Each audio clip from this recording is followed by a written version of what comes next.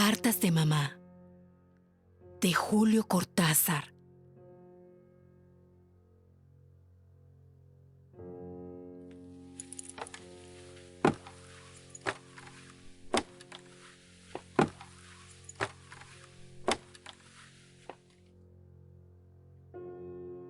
Muy bien hubiera podido llamarse libertad condicional.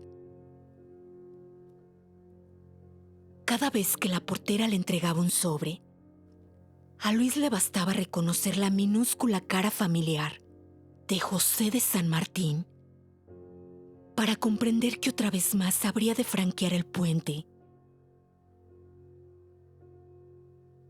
San Martín, Rivadavia. Pero esos nombres eran también imágenes de calles y de cosas. Rivadavia al 6500. El caserón de Flores. Mamá. El café de San Martín y Corrientes, donde lo esperaban a veces los amigos. Donde el mazagrán tenía un leve gusto a aceite de ricino. Con el sobre en la mano. Después de él, Merci bien, Madame Durand. Salir a la calle no era ya lo mismo que el día anterior, que todos los días anteriores. Cada carta de mamá, aún antes de esto que acababa de ocurrir, este absurdo error ridículo, cambiaba de golpe la vida de Luis. Lo devolvía al pasado como un duro rebote de pelota. Aún antes de esto que acababa de leer, y que ahora releía en el autobús entre enfurecido y perplejo, sin acabar de convencerse, las cartas de mamá eran siempre una alteración del tiempo. Un pequeño escándalo inofensivo dentro del orden de cosas que Luis había querido y trazado y conseguido, calzándolo en su vida como había calzado a Laura en su vida y a París en su vida.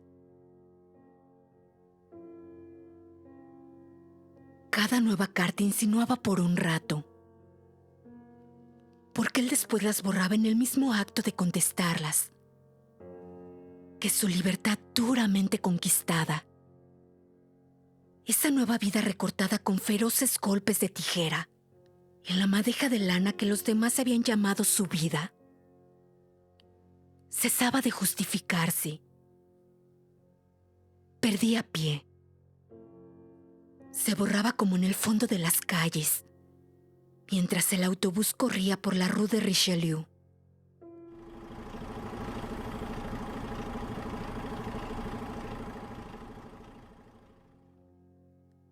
No quedaba más que una parva libertad condicional.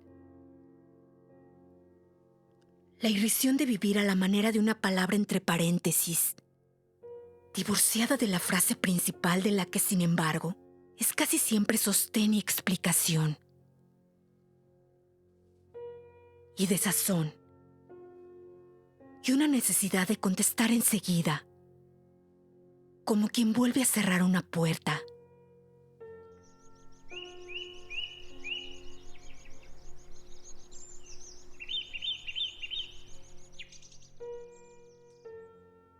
Esa mañana había sido una de las tantas mañanas en que llegaba la carta de mamá.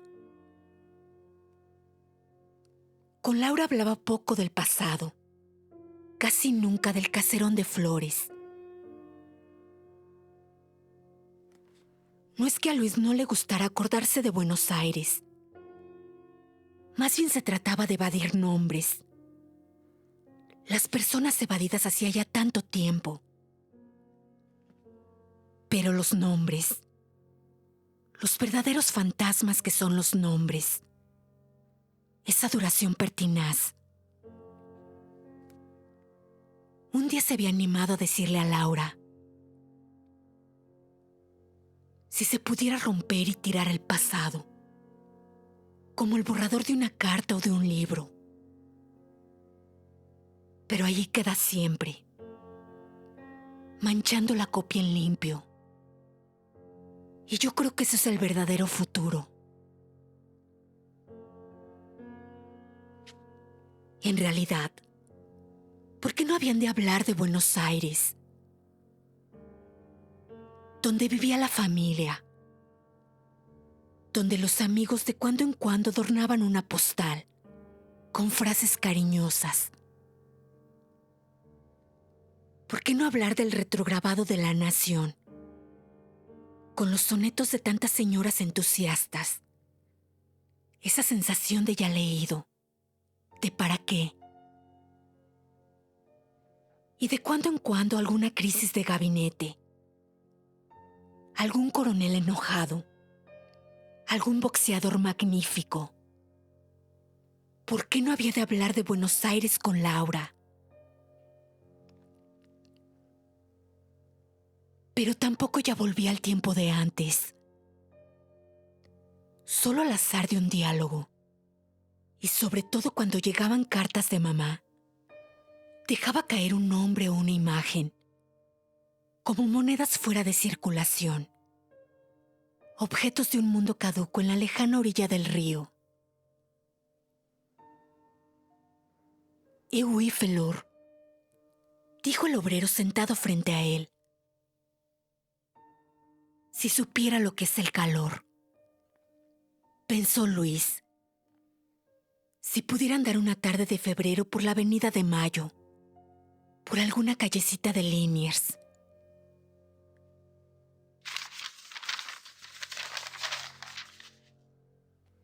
Sacó otra vez la carta del sobre, sin ilusiones. El párrafo estaba allí, bien claro. Era perfectamente absurdo, pero estaba allí. Su primera reacción, después de la sorpresa, el golpe en plena nuca, era como siempre de defensa. Laura no debía leer la carta de mamá. Por más ridículo que fuese el error, la confusión de nombres. Mamá habría querido escribir Víctor y había puesto Nico. De todos modos, Laura se afligiría. Sería estúpido. De cuando en cuando se pierden cartas. Ojalá ésta hubiera ido al fondo del mar. Ahora tendría que tirarla en el baño de la oficina. Y por supuesto que unos días después Laura se extrañaría. Qué raro. No ha llegado carta de tu madre. Nunca decía tu mamá. Tal vez porque había perdido a la suya siendo niña. Entonces él contestaría.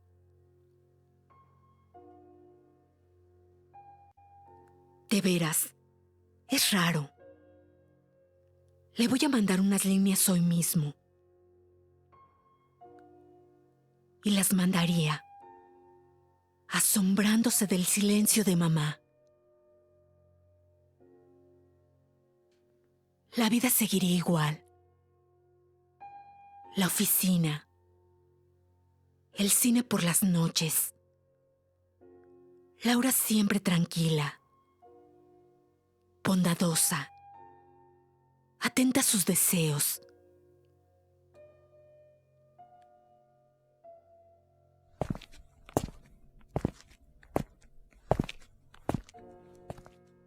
Al bajar del autobús en la Rue de Rennes, se preguntó bruscamente. No era pregunta, pero ¿cómo decirlo de otro modo? ¿Por qué no quería mostrarle a Laura la carta de mamá? No por ella, por lo que ella pudiera sentir. No le importaba gran cosa lo que ella pudiera sentir, mientras lo disimulara. ¿No le importaba gran cosa lo que ella pudiera sentir mientras lo disimulara?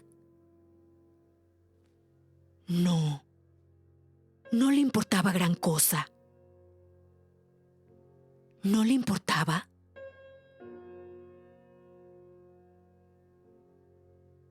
Pero la primera verdad, suponiendo que hubiera otras detrás, la verdad más inmediata, por así decirlo, era que le importaba la cara que pondría Laura, la actitud de Laura. Y le importaba por él, naturalmente, por el efecto que le haría la forma en que a Laura iba a importarle aquella carta de mamá. Sus ojos caerían en un momento dado sobre el nombre de Nico. Y él sabía que el mentón de Laura empezaría a temblar ligeramente. Y después Laura diría: «Pero qué raro. ¿Qué le habrá pasado a tu madre?». Y él habría sabido todo el tiempo que Laura se contenía para no gritar, para no esconder entre las manos un rostro desfigurado ya por el llanto, por el dibujo del nombre de Nico, temblándole en la boca.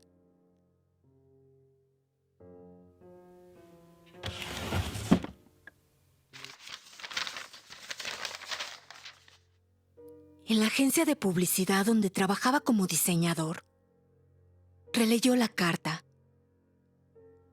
Una de tantas cartas de mamá, sin nada extraordinario fuera del párrafo, donde se había equivocado de nombre. Pensó si no podría borrar la palabra, reemplazar Nico por Víctor.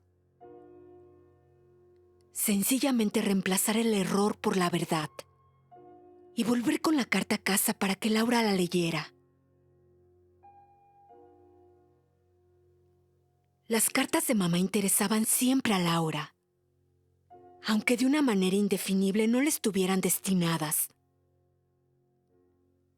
Mamá le escribía a él. Agregaba al final, a veces a mitad de la carta, saludos muy cariñosos para Laura.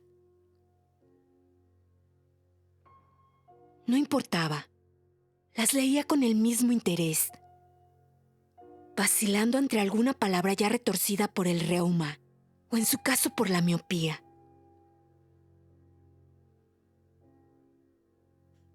Las cartas se posaban 2 o 3 días sobre la mesa de dibujo. Luis hubiera querido tirarlas apenas las contestaba. Pero Laura las releía. A las mujeres les gusta releer las cartas, mirarlas de un lado y de otro. Parecen extraer un segundo sentido cada vez que vuelven a sacarlas y mirarlas.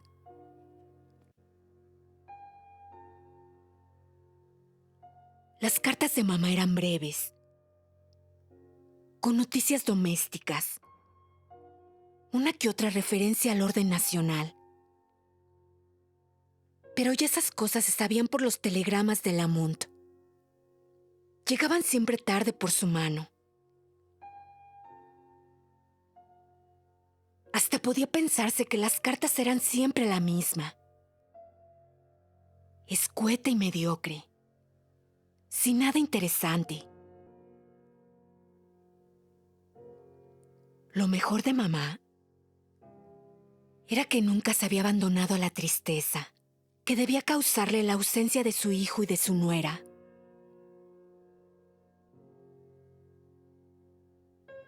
Ni siquiera al dolor. Tan a gritos, tan a lágrimas al principio, por la muerte de Nico.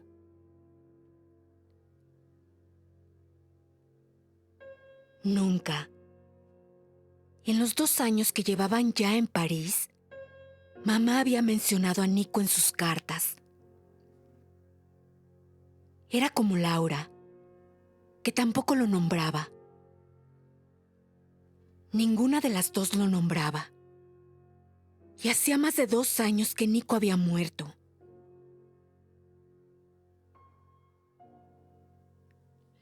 repentina mención de su nombre a mitad de la carta era casi un escándalo.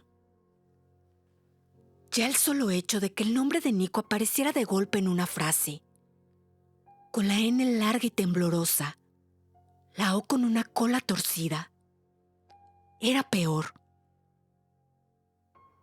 Porque el nombre se situaba en una frase incomprensible y absurda, en algo que no podía ser otra cosa que un anuncio de senilidad. De golpe mamá perdía la noción del tiempo. Se imaginaba que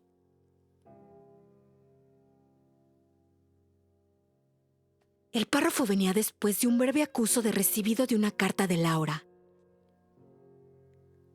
Un punto apenas marcado con la débil tinta azul, comprada en el almacén del barrio. Y luego a quemarropa. Esta mañana Nico preguntó por ustedes.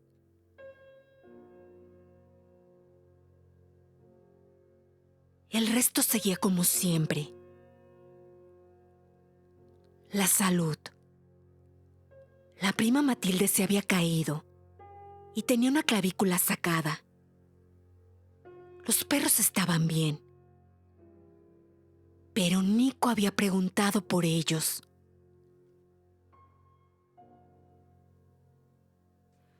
En realidad hubiera sido fácil cambiar Nico por Víctor, que era el que sin duda había preguntado por ellos. El primo Víctor, tan atento siempre. Víctor tenía 2 letras más que Nico, pero con una goma y habilidad se podían cambiar los nombres. Esta mañana Víctor preguntó por ustedes. Tan natural que Víctor pasara a visitar a mamá y le preguntara por los ausentes.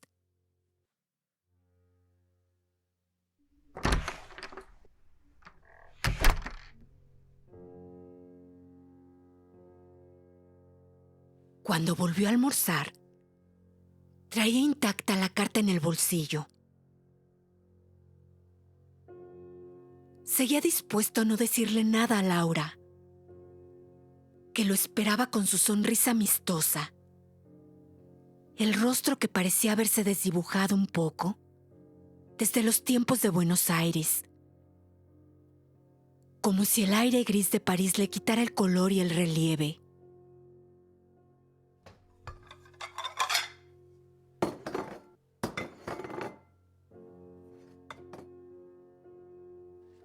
Llevaban más de 2 años en París. Habían salido de Buenos Aires apenas 2 meses después de la muerte de Nico. Pero en realidad Luis se había considerado como ausente desde el día mismo de su casamiento con Laura. Una tarde, después de hablar con Nico, que ya estaba enfermo, se había jurado escapar de la Argentina, del caserón de Flores, de mamá y los perros y su hermano, que ya estaba enfermo. En aquellos meses todo había girado en torno a él, como las figuras de una danza. Nico, Laura, mamá, los perros, el jardín. Todo había sido brutal en esos días. Su casamiento. La partida sin remilgos ni consideraciones para con mamá. El olvido de todos los deberes sociales. De los amigos entre sorprendidos y desencantados. No le había importado nada. Ni siquiera el asomo de protesta de Laura.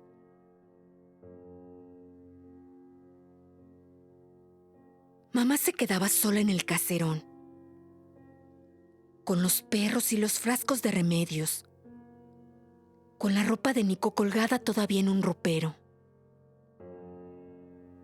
Que se quedara. que todos se fueran al demonio.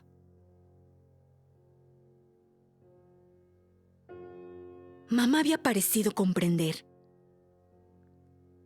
Ya no lloraba Nico y andaba como antes por la casa, contra la fría y resuelta recuperación de los viejos frente a la muerte. Pero Luis no quería acordarse de lo que había sido la tarde de la despedida.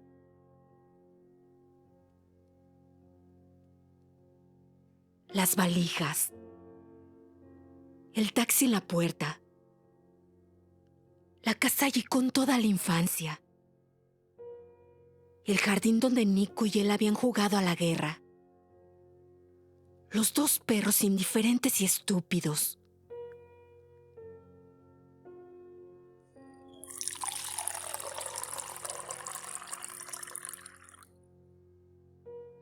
Ahora era casi capaz de olvidarse de todo eso. Iba a la agencia, dibujaba afiches, volvía a comer, bebía la taza de café que Laura le alcanzaba sonriendo. Iban mucho al cine, mucho a los bosques. Conocían cada vez mejor París. Habían tenido suerte. La vida era sorprendentemente fácil. El trabajo pasable. El departamento bonito. Las películas excelentes. Entonces llegaba la carta de mamá.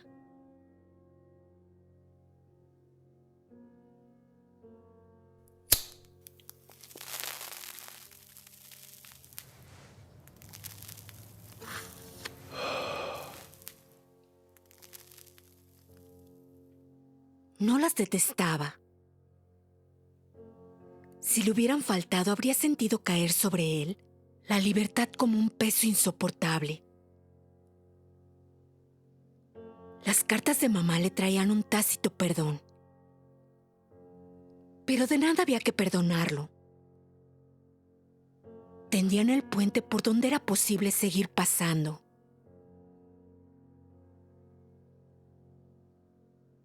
Cada una lo tranquilizaba o lo inquietaba sobre la salud de mamá. Le recordaba la economía familiar, la permanencia de un orden. Y a la vez odiaba ese orden. Y lo odiaba por Laura. Porque Laura estaba en París. Pero cada carta de mamá la definía como ajena.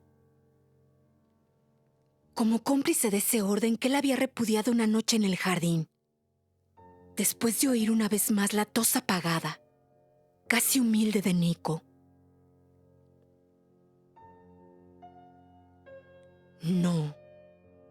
No le mostraría la carta. Era innoble sustituir un hombre por otro. Era intolerable que Laura leyera la frase de mamá. Su grotesco error. Su tonta torpeza de un instante. La veía luchando con una pluma vieja. Con el papel que se ladeaba. Con su vista insuficiente. Crecería en Laura como una semilla fácil. Mejor tirar la carta. La tiró esa misma tarde. Y por la noche ir al cine con Laura. Olvidarse lo antes posible de que Víctor había preguntado por ellos. Aunque fuera Víctor. El primo tan bien educado. Olvidarse de que Víctor había preguntado por ellos.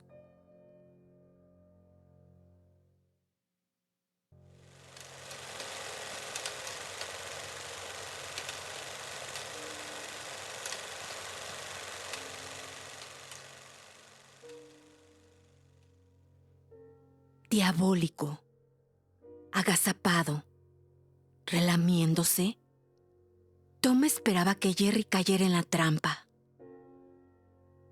Jerry no cayó, y llovieron sobre Tom catástrofes incontables. Después Luis compró helados. Los comieron mientras miraban distraídamente los anuncios. Cuando empezó la película, Laura se hundió un poco más en su butaca y retiró la mano del brazo de Luis. Él la sentía otra vez lejos. ¿Quién sabe si la que miraban juntos era ya la misma cosa para los dos? Aunque más tarde comentaran la película en la calle o en la cama. Se preguntó. No era una pregunta, pero ¿cómo decirlo de otro modo? Si Nico y Laura habían estado así de distantes en los cines, cuando Nico la festejaba y salían juntos. Probablemente habían conocido todos los cines de Flores, toda la rambla estúpida de la calle de la Valle, el León, el atleta que golpea el gongo, los subtítulos en castellanos por Carmen de Pinillos. Los personajes de esta película son ficticios y toda relación. Entonces, cuando Jerry había escapado de Tom y empezaba la hora de Barbara Stanwyck o de Tyrone Power, la mano de Nico se acostaría despacio sobre el muslo de Laura. El pobre Nico. Tan tímido. Tan obvio. Y los dos se sentirían culpables de quién sabe qué.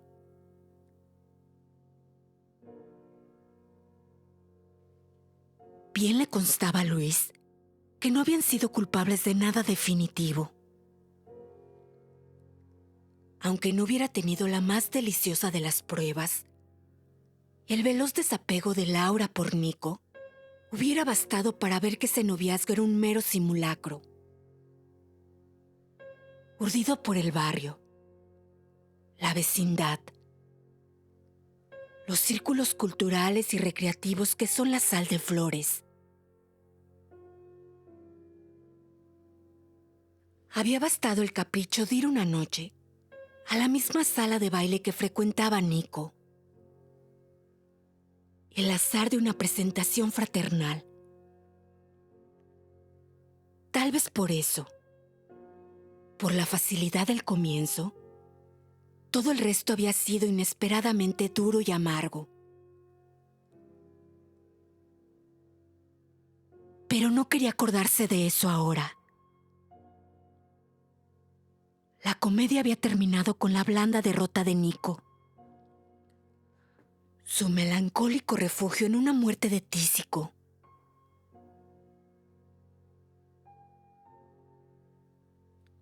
Lo raro era que Laura nunca lo nombrara. Y que por eso tampoco él lo nombrara. Que Nico no fuera ni siquiera el difunto. Ni siquiera el cuñado muerto. El hijo de mamá.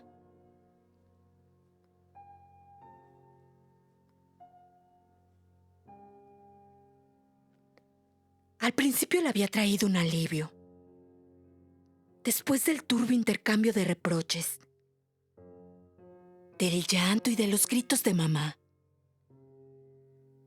de la estúpida intervención del tío Emilio y del primo Víctor. Víctor preguntó esta mañana por ustedes. El casamiento apresurado. Y sin más ceremonias que un taxi llamado por teléfono. Y 3 minutos delante de un funcionario con caspa en las solapas. Refugiados en un hotel de Adrogué. Lejos de mamá y de toda la parentela. Luis había agradecido a Laura que jamás hiciera referencia al pobre fantoche, que tan vagamente había pasado de novio a cuñado. Pero ahora, con un mar de por medio, con la muerte y 2 años de por medio, Laura seguía sin nombrarlo. Y él se plegaba a su silencio por cobardía, sabiendo que en el fondo ese silencio lo agraviaba por lo que tenía de reproche, de arrepentimiento, de algo que empezaba a parecerse a la traición.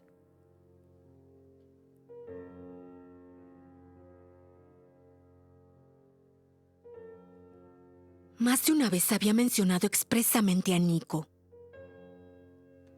pero comprendía que eso no contaba, que la respuesta de Laura tendía solamente a desviar la conversación. Un lento territorio prohibido se había ido formando poco a poco en su lenguaje, aislándolos de Nico, envolviendo su nombre y su recuerdo en un algodón manchado y pegajoso. Y del otro lado mamá hacía lo mismo. Confabulaba inexplicablemente en el silencio. Cada carta hablaba de los perros, de Matilde, de Víctor, del salicilato, del pago de la pensión.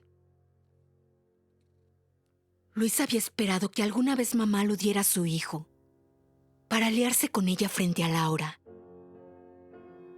Obligar cariñosamente a Laura a que aceptara la existencia póstuma de Nico.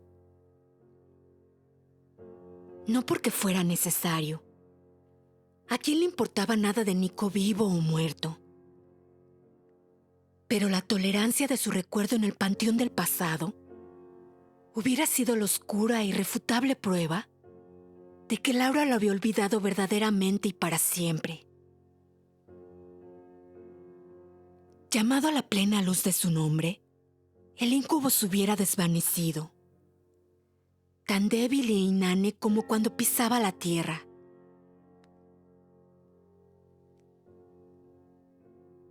Pero Laura seguía callando el nombre de Nico.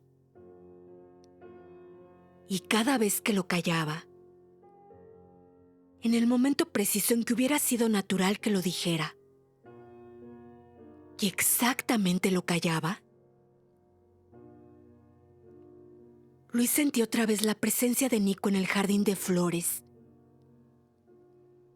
Escuchaba su tos discreta, preparando el más perfecto regalo de bodas imaginable. Su muerte en plena luna de miel de la que había sido su novia, del que había sido su hermano.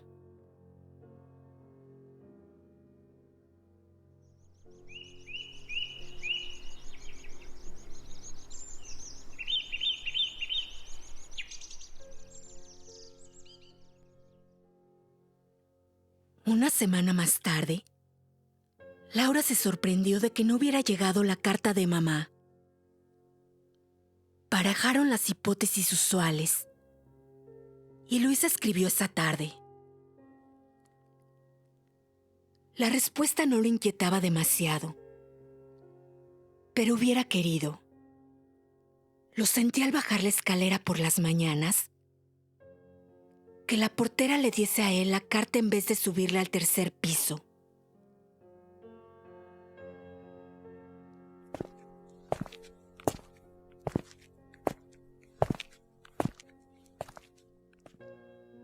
Una quincena más tarde reconoció el sobre familiar. Guardó el sobre antes de salir a la calle y contestar al saludo de Laura asomada a la ventana. Le pareció ridículo tener que doblar la esquina antes de abrir la carta.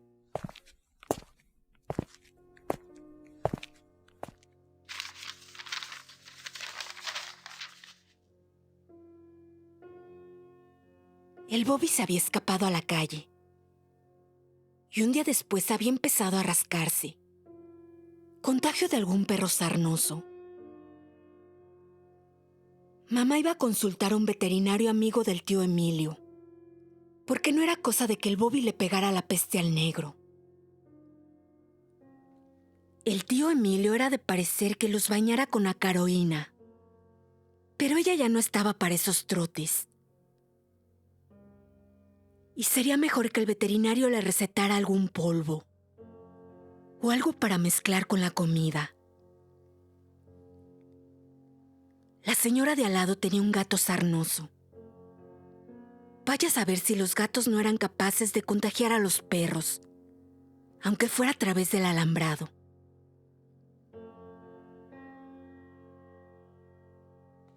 Pero ¿qué les iba a interesar a ellos esas charlas de vieja?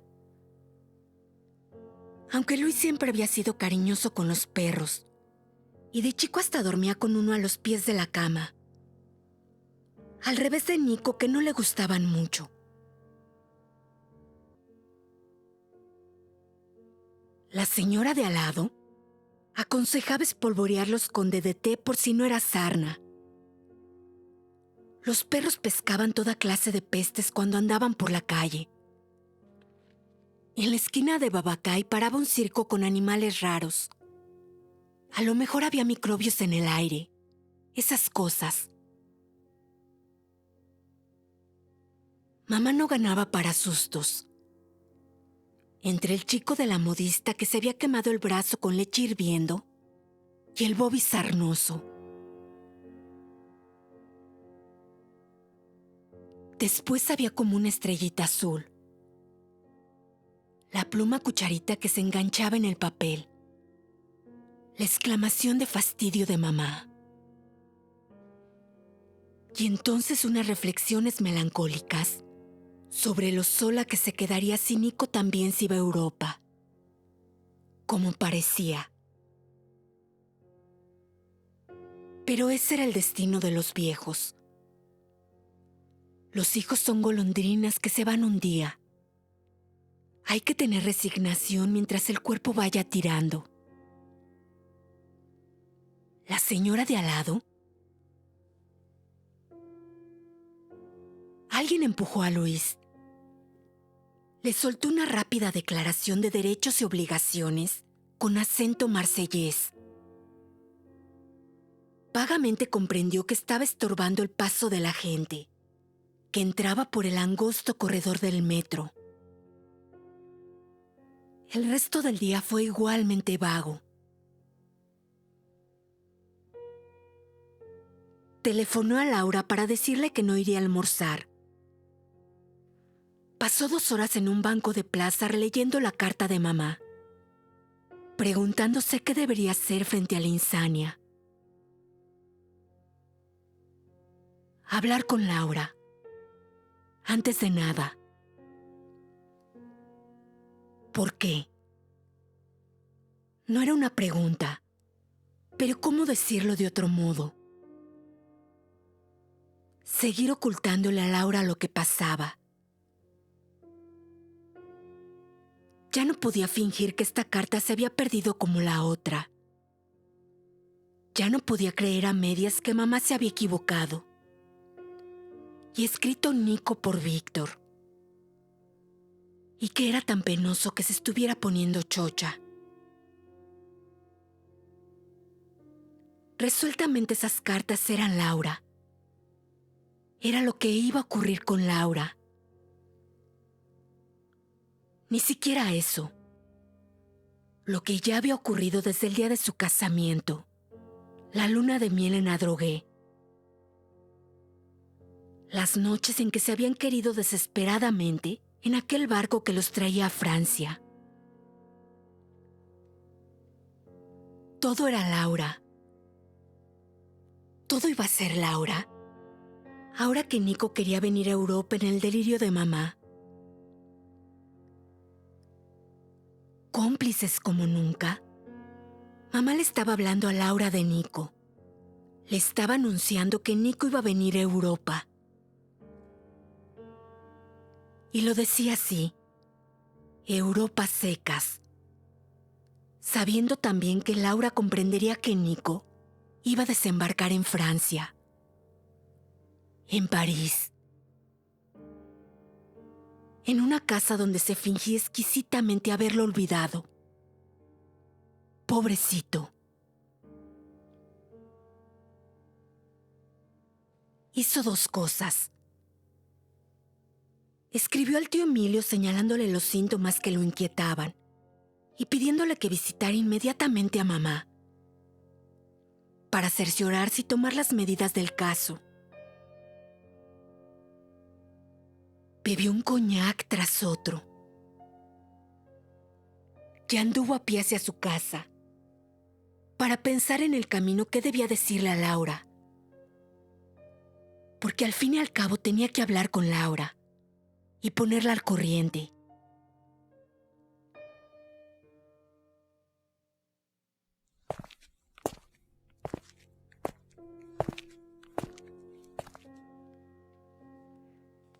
De calle en calle fue sintiendo cómo le costaba situarse en el presente,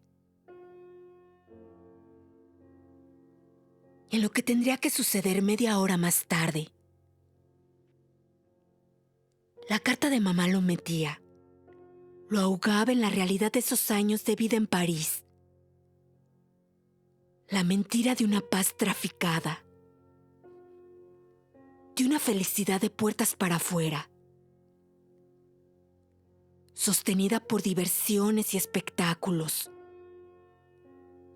de un pacto involuntario de silencio, en que los dos se desunían poco a poco como todos los pactos negativos.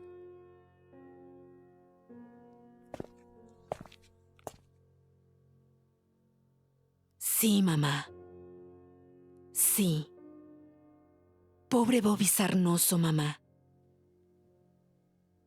Pobre Bobby. Pobre Luis. Cuánta sarna, mamá. Un baile del Club de Flores, mamá. Fui porque él insistía. Me imagino que quería darse corte con su conquista. Pobre Nico, mamá. Con esa tos seca en que nadie creía todavía. Con ese traje cruzado a rayas. Esa peinada a la brillantina. Esas corbatas de rayón tan cajetillas. Uno charla un rato. Simpatiza.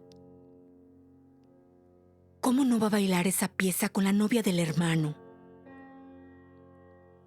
Oh, novia es mucho decir.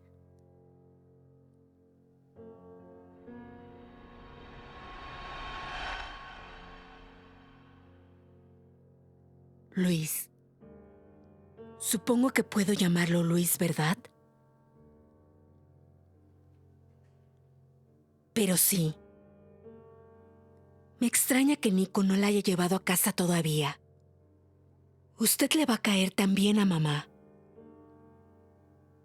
Este Nico es un torpe. A que ni siquiera habló con su papá. Tímido. Sí. Siempre fue igual. Como yo. ¿De qué se ríe? ¿No me cree? Pero si yo no soy lo que parezco. ¿Verdad que hace calor? De veras usted tiene que venir a casa. Mamá va a estar encantada. Vivimos los tres solos, con los perros.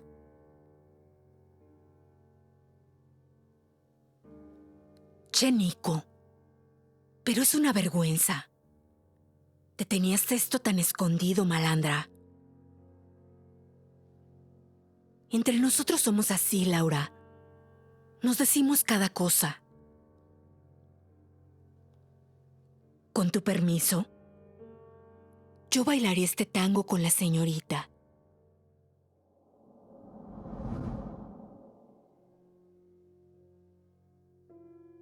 Tan poca cosa, tan fácil, tan verdaderamente brillantina y corbata de rayón. Ella había roto con Nico por error, por ceguera, porque el hermano Rana había sido capaz de ganar de arrebato y darle vuelta a la cabeza.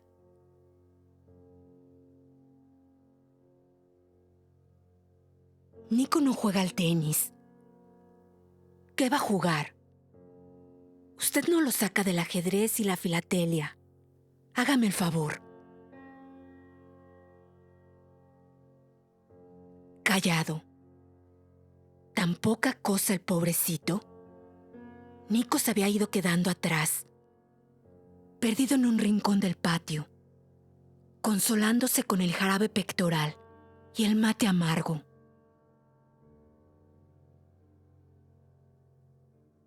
Cuando cayó en cama y le ordenaron reposo, coincidió justamente con un baile de gimnasia y esgrima de Villa del Parque. Uno no se va a perder esas cosas. Máxime cuando va a tocar Edgardo Donato y la cosa promete. A mamá le parecía tan bien que él sacara a pasear a Laura. Le había caído como una hija apenas la llevaron una tarde a casa. Vos fíjate, mamá. El pibe está débil y capaz que le hace impresión si uno le cuenta. Los enfermos como él se imaginan cada cosa. Te fija que va a creer que estoy afilando con Laura. Mejor que no sepa que vamos a gimnasia.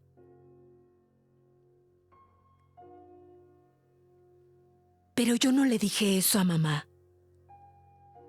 Nadie de casa se enteró nunca que andábamos juntos. Hasta que se mejorara el enfermito. Claro. Y así el tiempo. Los bailes. 2 o 3 bailes. Las radiografías de Nico. Después el auto de Petizo Ramos. La noche de farra en la casa de Beba. Las copas. El paseo en auto hasta el puente del arroyo. Una luna. Esa luna como una ventana de hotel allá arriba. Y Laura en el auto negándose. Un poco bebida. Las manos hábiles.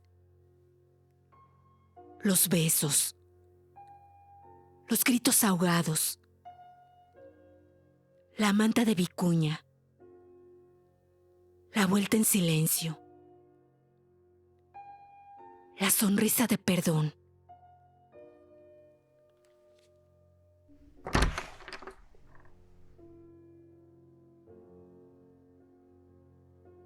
La sonrisa era casi la misma cuando Laura le abrió la puerta. Había carne al horno, ensalada y un flan. A las 10 vinieron unos vecinos que eran sus compañeros de canasta. Muy tarde, mientras se preparaban para acostarse, Luis sacó la carta y la puso sobre la mesa de luz. No te hablé antes porque no quería afligirte. Me parece que mamá, acostado, dándole la espalda, esperó. Laura guardó la carta en el sobre. Apagó el velador.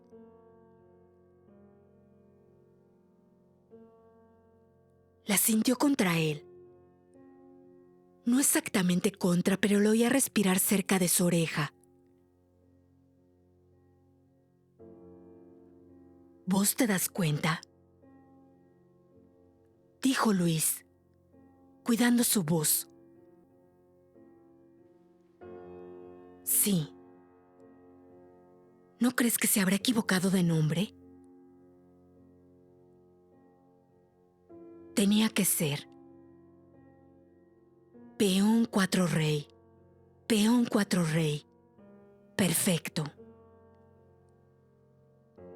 A lo mejor quiso poner Víctor, dijo clavándose lentamente las uñas en la palma de la mano.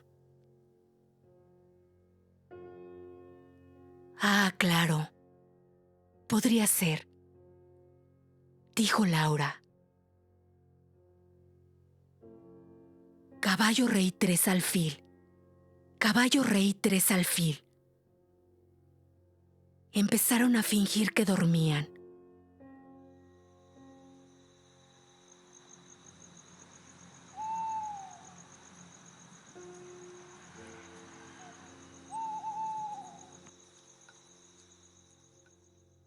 A Laura le había parecido bien que el tío Emilio fuera el único en enterarse. Y los días pasaron sin que volvieran a hablar de eso.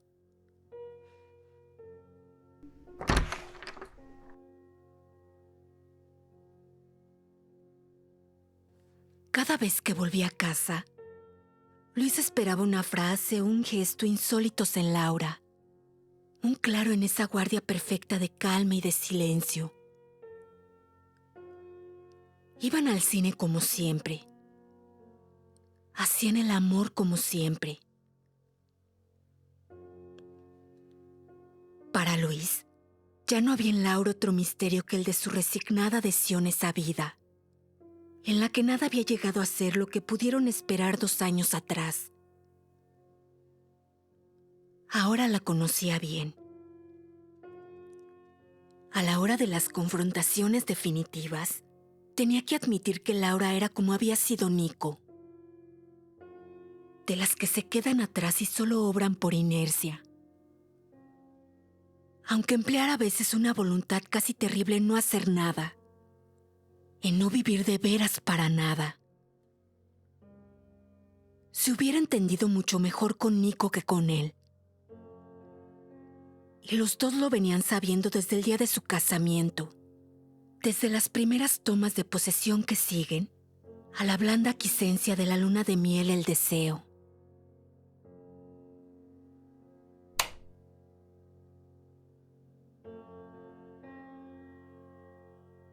Ahora Laura volvía a tener la pesadilla.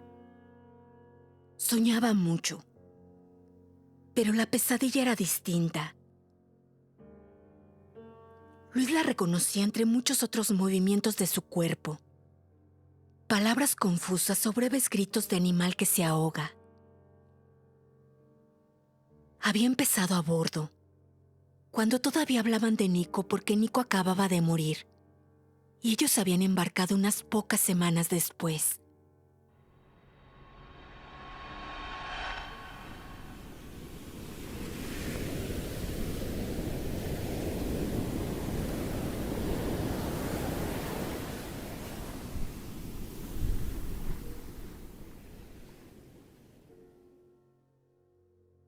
Una noche, después de acordarse de Nico, y cuando ya se insinuaba el tácito silencio que se instalaría luego entre ellos, Laura había tenido la pesadilla.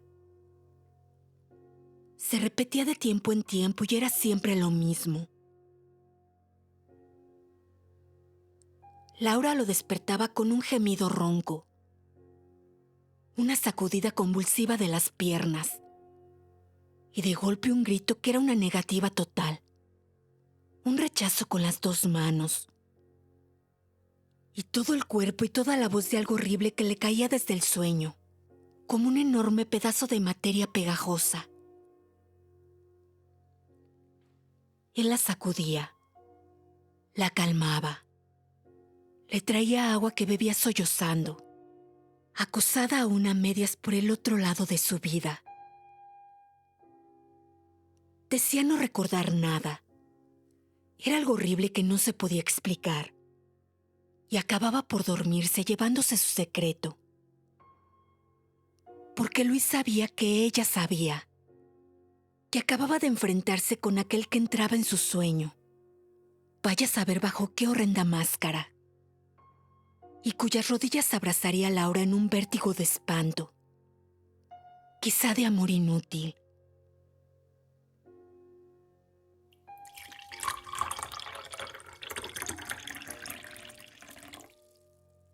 Era siempre lo mismo.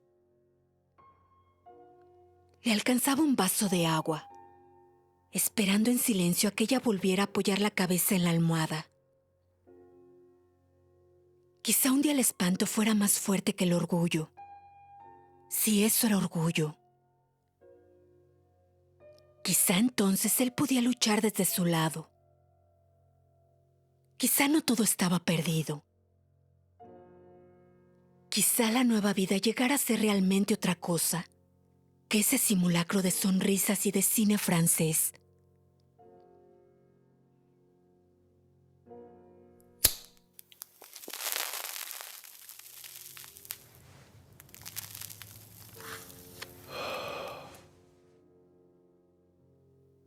Frente a la mesa de dibujo, rodeado de gentes ajenas, Luis recordaba el sentido de la simetría y el método que le gustaba aplicar a la vida. Puesto que Laura no tocaba el tema, esperando con aparente indiferencia la contestación del tío Emilio, a él le correspondía entenderse con mamá. Contestó su carta limitándose a las mudas noticias de las últimas semanas y dejó para la postdata una frase rectificatoria.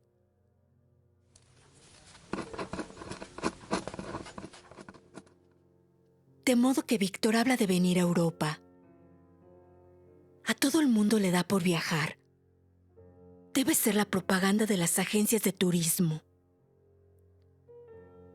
Decirle que escriba. Le podemos mandar todos los datos que necesite. Decirle también que desde ahora cuenta con nuestra casa.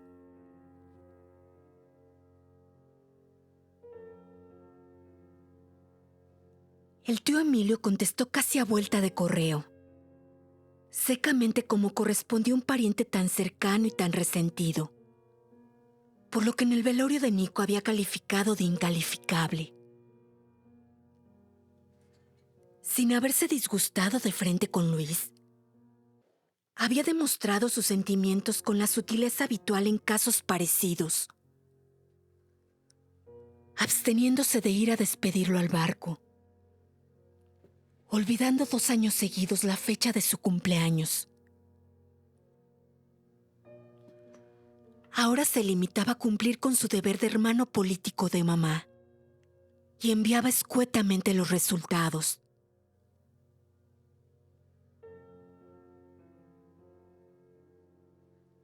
Mamá estaba muy bien, pero casi no hablaba. Cosa comprensible teniendo en cuenta los muchos disgustos de los últimos tiempos. Se notaba que estaba muy sola en la casa de Flores, lo cual era lógico, puesto que ninguna madre que había vivido toda la vida con sus 2 hijos puede sentirse a gusto en una casa enorme llena de recuerdos. En cuanto a las frases en cuestión, el tío Emilio había procedido con el tacto que se requería en vista de lo delicado del asunto. Pero lamentaba decirles que no había sacado gran cosa en limpio, porque mamá no estaba en vena de conversación, y hasta lo había recibido en la sala, cosa que nunca hacía con su hermano político. A una insinuación de orden terapéutico, había contestado que aparte del reumatismo, se sentía perfectamente bien, aunque en esos días la fatigaba tener que planchar tantas camisas. El tío Emilio se había interesado en saber de qué camisa se trataba, pero ella se había limitado a una inclinación de cabeza y un ofrecimiento de jerez y galletitas de Bagley.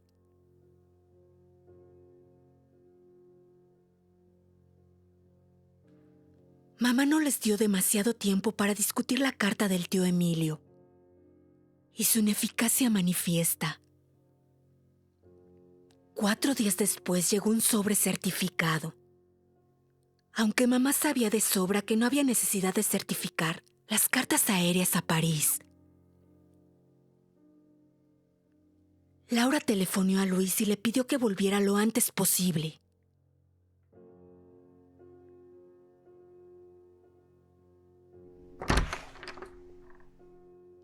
Media hora más tarde le encontró respirando pesadamente, perdida en la contemplación de unas flores amarillas sobre la mesa.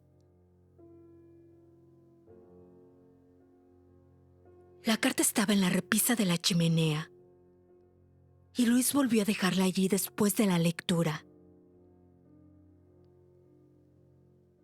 Fue a sentarse junto a Laura. Esperó. Ella se encogió de hombros. «Se ha vuelto loca», le dijo. Luis encendió un cigarrillo.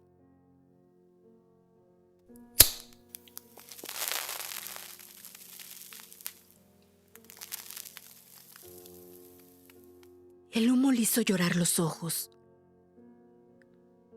Comprendió que la partida continuaba, que a él le tocaba mover. Pero esa partida la estaban jugando 3 jugadores, quizá 4. Ahora tenía la seguridad de que también mamá estaba al borde del tablero. Poco a poco resbaló en el sillón y dejó que su cara se pusiera la inútil máscara de las manos juntas. Oía llorar a Laura. Abajo corrían a gritos los chicos de la portera.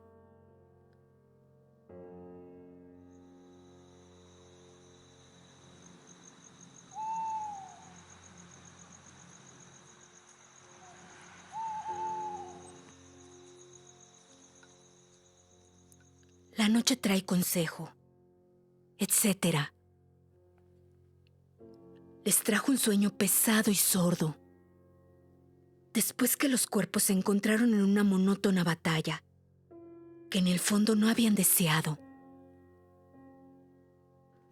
Una vez más se cerraba el tácito acuerdo.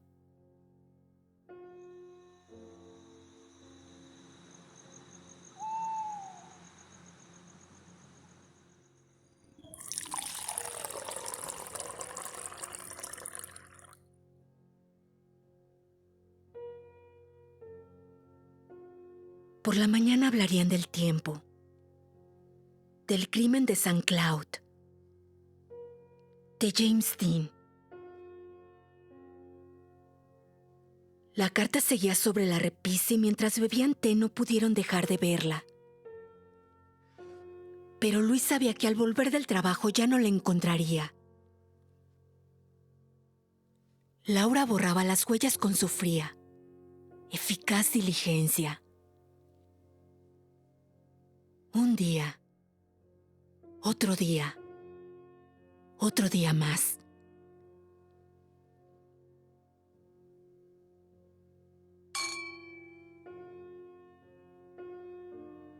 Una noche se rieron mucho con los cuentos de los vecinos, con una audición de Fernandel. Se habló de ir a ver una pieza de teatro, de pasar un fin de semana en Fontainebleau. Sobre la mesa de dibujo se acumulaban los datos innecesarios. Todo coincidía con la carta de mamá. El barco llegaba efectivamente en Havre el viernes 17 por la mañana y el tren especial entraba por Saint-Lazare a las 11:45.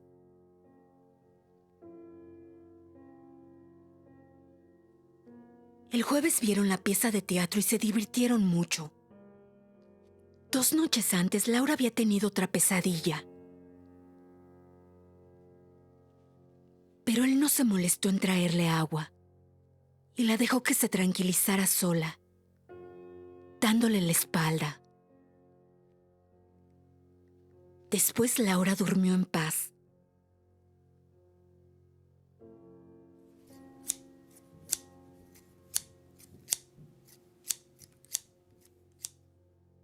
De día andaba ocupada cortando y cosiendo un vestido de verano.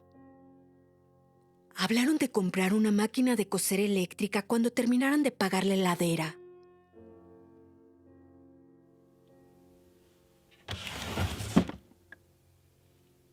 Luis encontró la carta de mamá en el cajón de la mesa de luz y la llevó a la oficina. Telefonó a la compañía naviera. aunque estaba seguro de que mamá daba las fechas exactas. Era su única seguridad, porque todo el resto no se podía siquiera pensar. Y ese imbécil del tío Emilio. Lo mejor sería escribirle a Matilde. Por más que estuviesen distanciados, Matilde comprendería la urgencia de intervenir, de proteger a mamá. Pero, realmente, no era una pregunta. Pero ¿cómo decirlo de otro modo? Había que proteger a mamá. Precisamente a mamá. Por un momento pensó en pedir larga distancia y hablar con ella. Se acordó del jerez y las galletitas de Bagley. Se encogió de hombros. Tampoco había tiempo de escribir a Matilde. Aunque en realidad había tiempo. Pero quizá fuese preferible esperar hasta el viernes 17, antes de...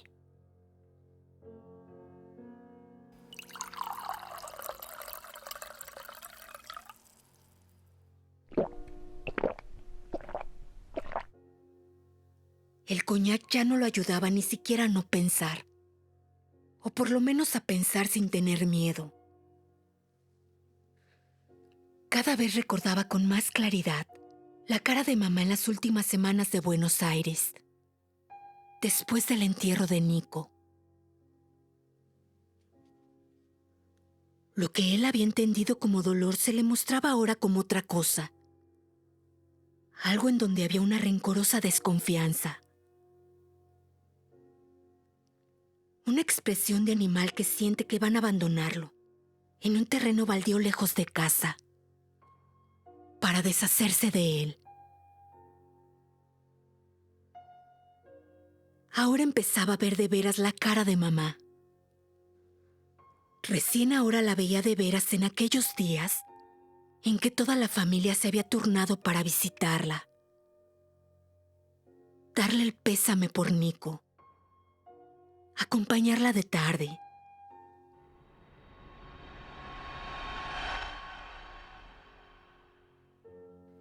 Y también Laura y él venían de Adrogué para acompañarla.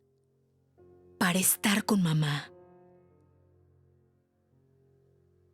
Se quedaban apenas un rato porque después aparecía el tío Emilio. O Víctor. O Matilde. Y todos eran una misma fría repulsa. La familia indignada por lo sucedido. Por Adrogué. Porque eran felices mientras Nico.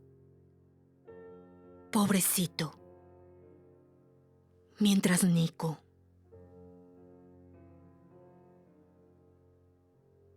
Jamás sospecharían hasta qué punto habían colaborado para embarcarlos en el primer buque a mano. Como si se hubieran asociado para pagarles los pasajes, llevarlos cariñosamente a bordo con regalos y pañuelos.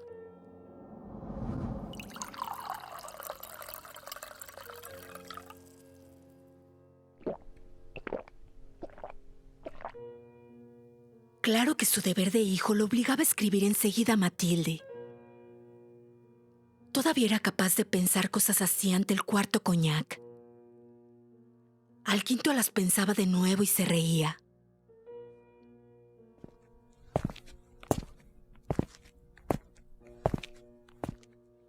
Cruzaba París a pie para estar más solo y despejarse la cabeza. Se reía de su deber de hijo. Como si los hijos tuvieran deberes. Como si los deberes fueran los de cuarto grado. Los sagrados deberes para la sagrada señorita del inmundo cuarto grado. Porque su deber de hijo no era escribir a Matilde. ¿Para qué fingir? No era una pregunta. Pero ¿cómo decirlo de otro modo? Que mamá estaba loca.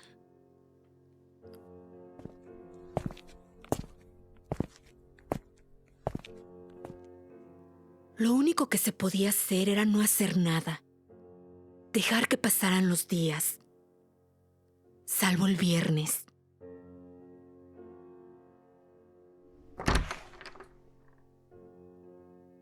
Cuando se despidió como siempre de Laura, diciéndole que no vendría a almorzar porque tenía que ocuparse de unos afiches, estaba tan seguro del resto que hubiera podido agregar: si querés, vamos juntos.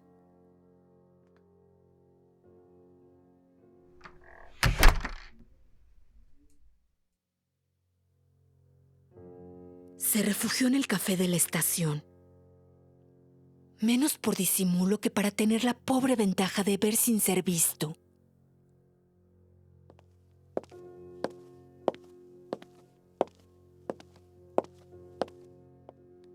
A las 11:35 descubrió a Laura por su falda azul. La siguió a distancia.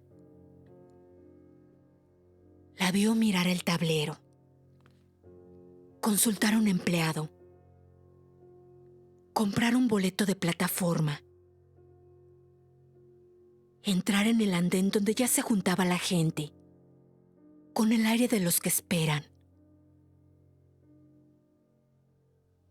Detrás de una zorra cargada de cajones de fruta, miraba a Laura, que parecía dudar entre quedarse cerca de la salida del andén o internarse por él.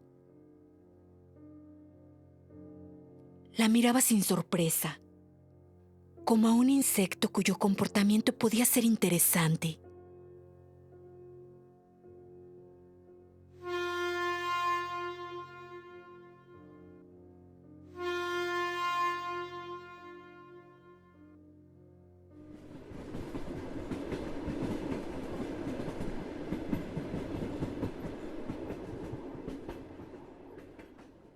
El tren llegó casi enseguida,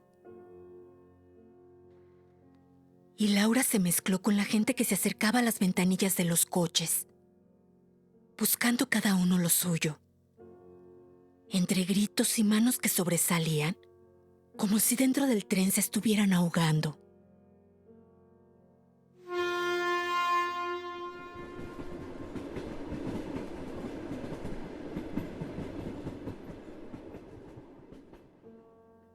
Bordeó la zorra y entró al andén entre más cajones de fruta y manchas de grasa. Desde donde estaba vería salir a los pasajeros. Vería pasar otra vez a Laura. Su rostro lleno de alivio, porque el rostro de Laura no estaría lleno de alivio. No era una pregunta, pero ¿cómo decirlo de otro modo? Y después, dándose el lujo de ser el último, una vez que pasaran los últimos viajeros y los últimos changadores, entonces saldría a su vez. Bajaría a la plaza llena de sol para ir a beber coñac al café de la esquina. Y esa misma tarde escribiría a mamá, sin la menor referencia al ridículo episodio. Pero no era ridículo. Y después tendría valor y hablaría con Laura. Pero no tendría valor y no hablaría con Laura. De todas maneras, coñac. Eso sin la menor duda. Y que todo se fuera al demonio.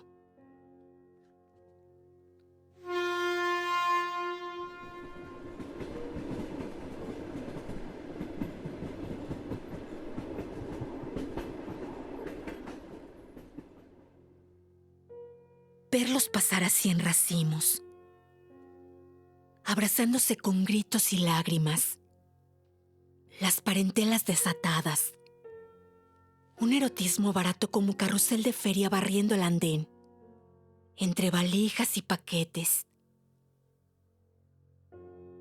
Y por fin, ¿cuánto tiempo sin vernos? ¿Qué quemada estás, Ivette? Hubo un sol estupendo, hija. puesto a buscar semejanzas, por gusto de aliarse a la imbecilidad.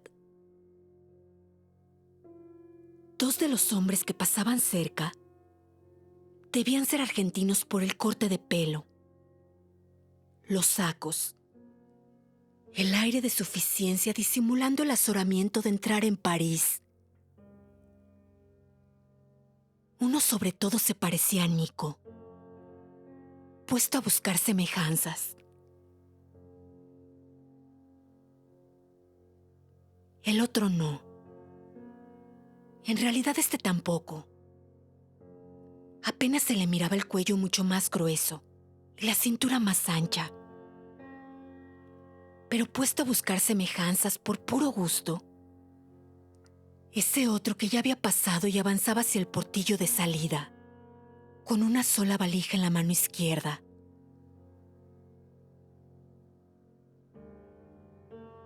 Nico era zurdo como él. Tenía esa espalda un poco cargada, ese corte de hombros.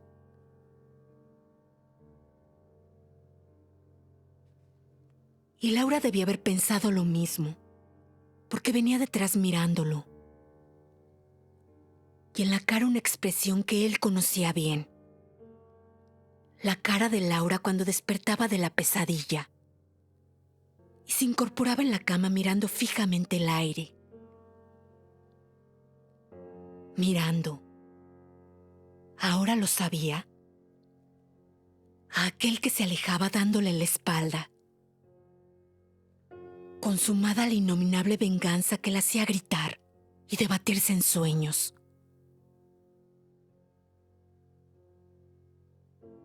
Puestos a buscar semejanzas. Naturalmente el hombre era un desconocido. Lo vieron de frente cuando puso la valija en el suelo, para buscar el billete y entregarlo al del portillo.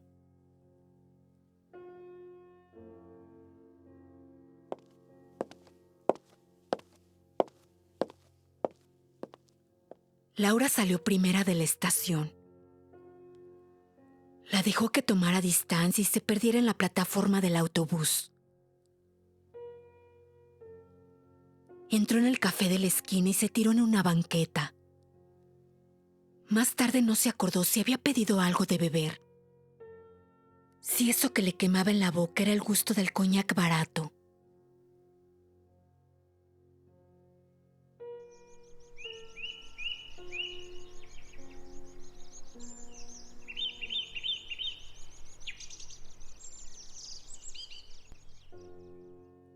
Trabajó toda la tarde en los afiches, sin tomarse descanso. A ratos pensaba que tendría que escribirle a mamá, pero lo fue dejando hasta pasar la hora de la salida. Cruzó París a pie.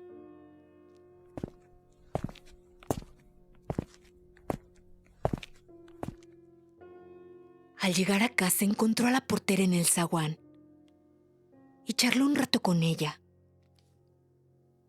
Hubiera querido quedarse hablando con la portera o los vecinos, pero todos iban entrando en los departamentos y se acercaba la hora de cenar.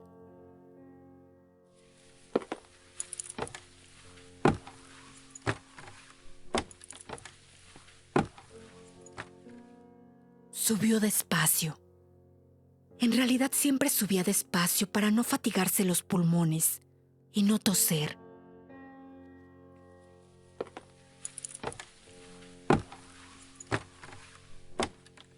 Y al llegar al tercero se apoyó en la puerta antes de tocar el timbre, para descansar un momento en la actitud del que escucha lo que pasa en el interior de una casa. Después llamó con los 2 toques cortos de siempre.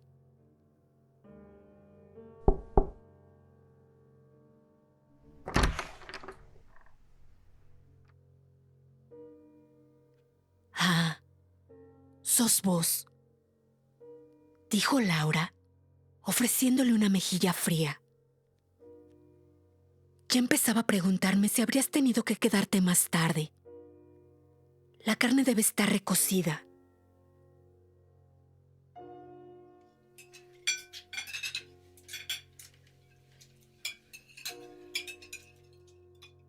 No estaba recocida, pero en cambio no tenía gusto a nada.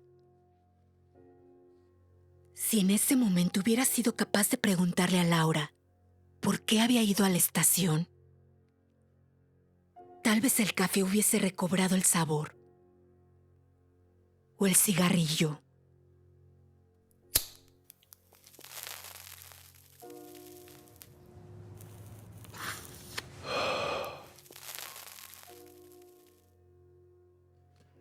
Pero Laura no se había movido de casa todo el día. Lo dijo como si necesitara mentir o esperar a que él hiciera un comentario burlón sobre la fecha. Las manías lamentables de mamá. Revolviendo el café, de codo sobre el mantel, dejó pasar una vez más el momento. La mentira de Laura ya no importaba. Una más entre tantos besos ajenos. Tantos silencios donde todo era Nico. Donde no había nada en ella o en él que no fuera Nico. ¿Por qué? No era una pregunta, pero ¿cómo decirlo de otro modo? No poner un tercer cubierto en la mesa. ¿Por qué no irse? ¿Por qué no cerrar el puño y estrellarlo en esa cara triste y sufrida que el humo del cigarrillo deformaba? Que hacía ir y venir como entre dos aguas. Parecía llenar poco a poco de odio, como si fuera la cara misma de mamá.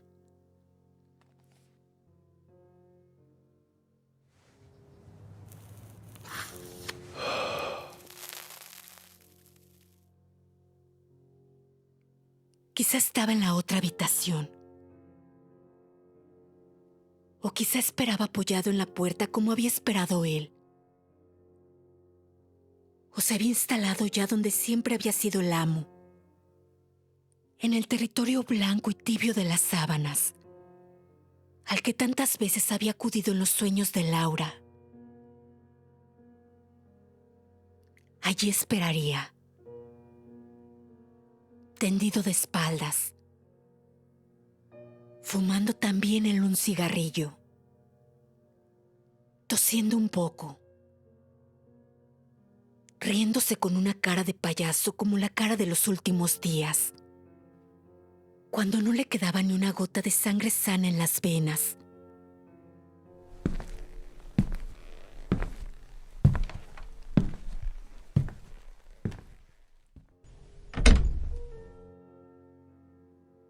Pasó al otro cuarto. Fue a la mesa de trabajo. Encendió la lámpara.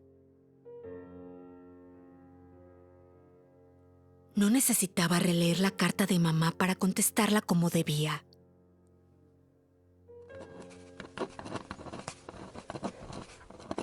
Empezó a escribir: querida mamá. Escribió: querida mamá. Tiró el papel.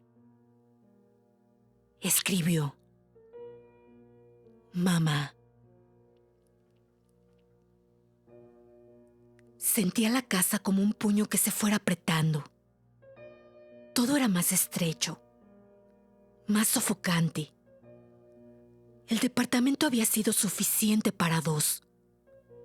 Estaba pensado exactamente para dos. Cuando levantó los ojos, acababa de escribir: mamá.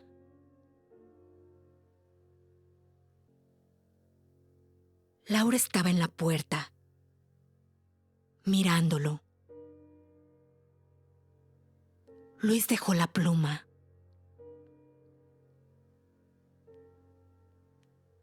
¿A vos no te parece que está mucho más flaco?, dijo.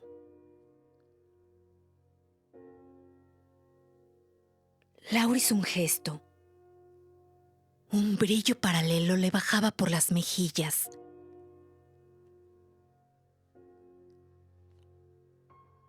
Un poco. Dijo. Uno va cambiando.